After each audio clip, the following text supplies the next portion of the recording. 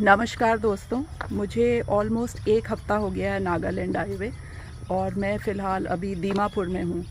दीमापुर जो है वो नागालैंड का एक कमर्शियल टाउन है और नागालैंड का सबसे बड़ा शहर भी है ये। और सभी कुछ जैसे सामान जो कुछ भी यहाँ पे आता है वो सब असम के थ्रू दीमापुर होते हुए ही नागालैंड के दूसरे गांव और दूसरे शहरों में जाता है। तो बेसिकली ये एक कमर्शियल सिटी है। फ़िलहाल मैं आई भी हूँ यहाँ पर।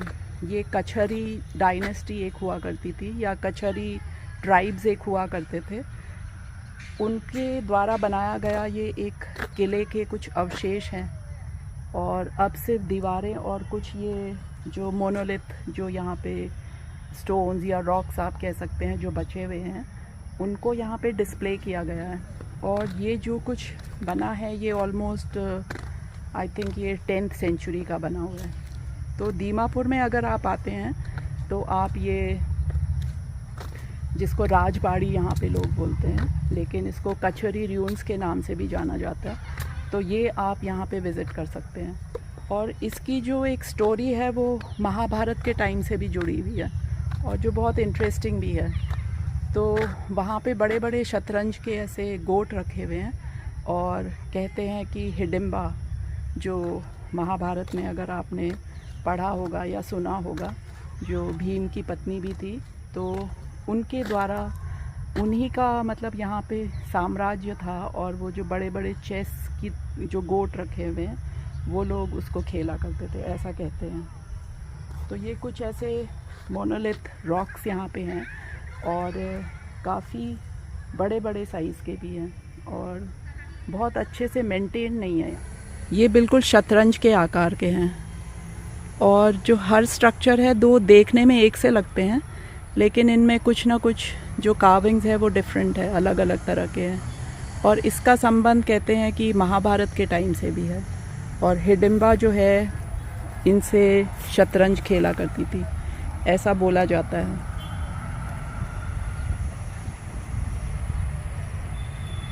तो यहाँ के लोग इसे राजबाड़ी बोलते हैं। और फर्दर वहाँ पे एक दीवार जो है वो अवशेष की तरह बचा हुआ है और यही वाले जो पाथ्स हैं जो शतरंज के गोट की तरह लगते हैं, यहाँ पर इस तरह से खड़े हुए हैं। तो उन शतरंज के गोटों के अलावा बस एक ये दीवार है जो अब यहाँ पे अवशेष है। ये एक एंट्री गेट की तरह है और जो इसका आर्किटेक्चर है वो काफ़ी मुग़ल कालीन भी लगता है।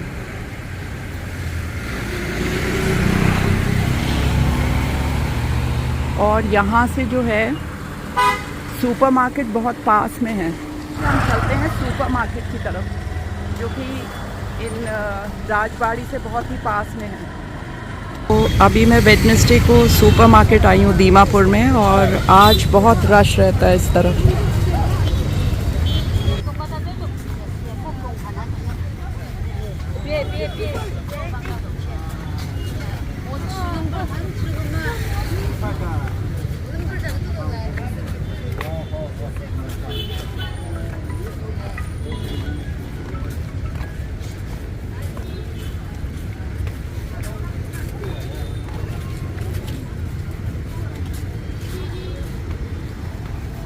टोटली यहाँ पे सब्ज़ी मिलेगी आपको और धीरे धीरे आप देखेंगे तरह तरह की सब्जियाँ यहाँ पे।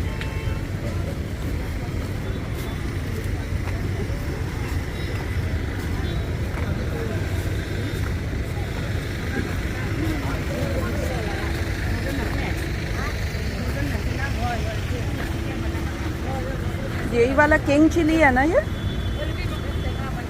क्या रेट है इसका? रेट कितना है? 450 केजी। सुपरमार्केट है वो काफ़ी बड़े एरिया में फैला हुआ है और जैसे ही आप किसी भी साइड से सुपरमार्केट को एंटर करेंगे, स्पेशली वेडनेसडेज को, तो काफ़ी बड़ा मार्केट लगा रहता है यहाँ पे। आपको यहाँ पे हर तरह के प्लांट्स मिलेंगे।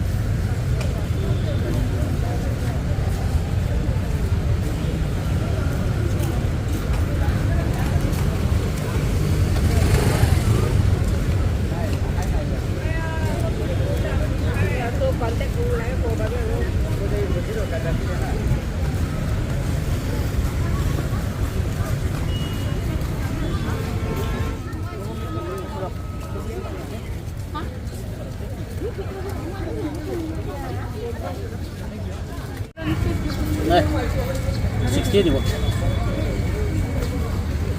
तो बैम्बू शूट एक्चुअली बहुत कॉमन है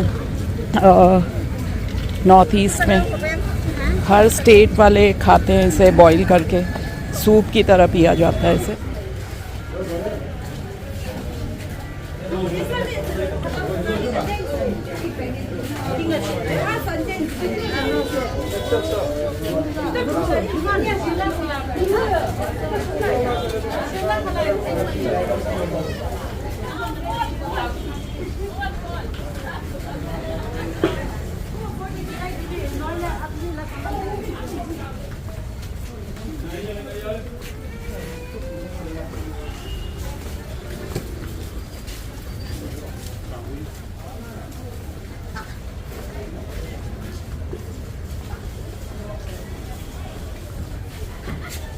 ये कितने का है?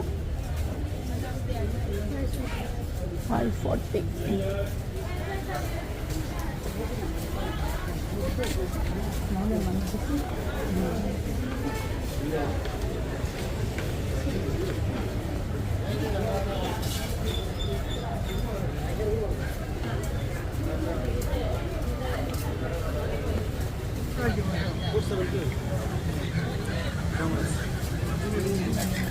क्या है ये?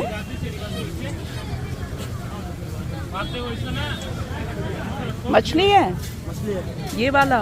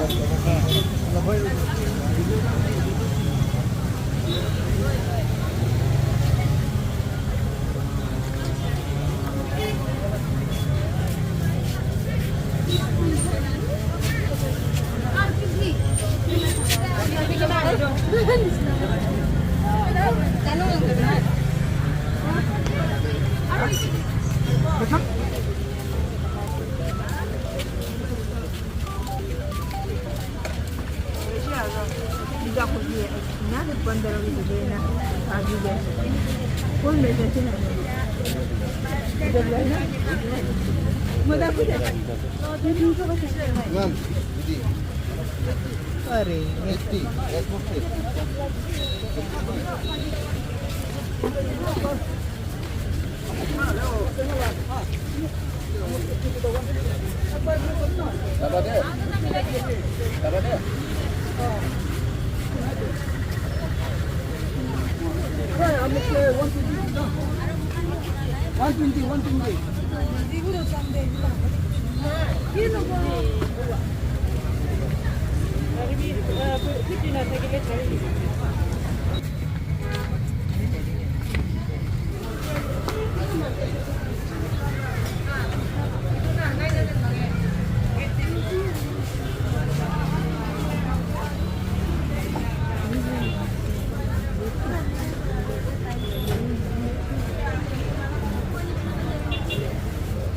फ़िलहाल नागालैंड में मुझे ऑलमोस्ट 8 दिन हो गए हैं, 8 या 9 दिन हो गए हैं, और ज़्यादा कुछ तो मैं घूमी नहीं। मेनली मैं यहाँ दीमापुर में ही रही और ज़ूको वैली का ट्रैक किया, लेकिन बारिश की वजह से बहुत अच्छे से मैं देख भी नहीं पाई उसे। और फिर उसके अलावा अगर आप नागालैंड में हैं तो आप म्यांमार बॉर्डर की तरफ जा सकते हैं, जो कि मॉन डिस्ट्रिक्ट में पड़ता है, लेकिन वो भी आजकल रेनी सीज़न होने के वजह से रोड कंडीशंस अच्छे नहीं हैं, तो हर कोई मना करता है आपको वहाँ जाने से। तो मे बी ये ट्रिप्स मैं दोबारा जब नागालैंड आऊँगी तो तब करूँगी। और यहाँ दीमापुर में एक हिस्टोरिकल प्लेस है, और उसके अलावा आप मार्केट एरिया जा सकते हैं, सुपर मार्केट, जो कि काफ़ी फेमस मार्केट है यहाँ का। और वहाँ पे आप देखेंगे कि हर तरह की चीज़, सब्ज़ी वगैरह तो जैसे हर जगह मिलती है, लेकिन कुछ खाना जो यहाँ का स्पेशल खाना है, यहाँ के लोग खाते हैं, तो वो भी उस मार्केट में मिलता है, जो शायद इंडिया में कहीं और किसी मार्केट में नहीं मिलता होगा। नॉर्थ ईस्ट जो स्टेट्स हैं, यहाँ पे सबसे ज़्यादा प्रॉब्लम मुझे लगा था नागालैंड में होगा, लेकिन नागालैंड में ही मुझे सबसे कम प्रॉब्लम हुआ। और यहाँ का खाना भी, यहाँ पे मेनली लोग नॉन वेजिटेरियन खाना खाते हैं, लेकिन वेजिटेरियन खाना मिलने में भी मुझे कोई ऐसी प्रॉब्लम नहीं हुई। तो अगर आप नागालैंड आते हैं तो बेसिकली यहाँ पे जो हॉर्नबिल फेस्टिवल होता है उस समय लोग आते हैं। उस टाइम काफ़ी रश रहता है, जो कि दिसंबर फर्स्ट वीक में होता है। 10 दिन का फेस्टिवल होता है, शायद 1 तारीख से 10 तारीख तक। तो वो टाइम शायद बेस्ट टाइम होता है यहाँ आने के लिए। उस टाइम अगर आप ज़ूको वैली का ट्रैक भी करेंगे तो शायद वही टाइम बेस्ट रहेगा ज़ूको वैली के लिए। और नागालैंड में एक चीज़ और यहाँ आके जो मुझे पता चली, यहाँ की जो भाषा है उसको नागामीज़ बोलते हैं। और ये एक मिक्सचर है, मतलब हो सकता है पहाड़ों में जो नागा जो लैंग्वेज होगी वो डिफरेंट होगी, जो ट्राइब्स की जो लैंग्वेज होगी, लेकिन यहाँ पे दीमापुर में जो नागामीज़ लैंग्वेज बोला जाता है ये एक जनरल लैंग्वेज है, जो आपका बांग्ला लैंग्वेज और असमीज़ और यहाँ का नागा लैंग्वेज मिल के बना हुआ है। तो अगर आप ध्यान से सुने तो आपको समझ में आ जाता है, क्योंकि काफ़ी कुछ वो बांग्ला या असमीज़ की तरह लगता है। नागालैंड का ये सफ़र हालांकि मैं 8 दिन रही, लेकिन घूमना ज़्यादा हो नहीं पाया। तो नागालैंड का सफ़र यहीं तक, मिलते हैं अगले सफ़र पर। Till then bye bye.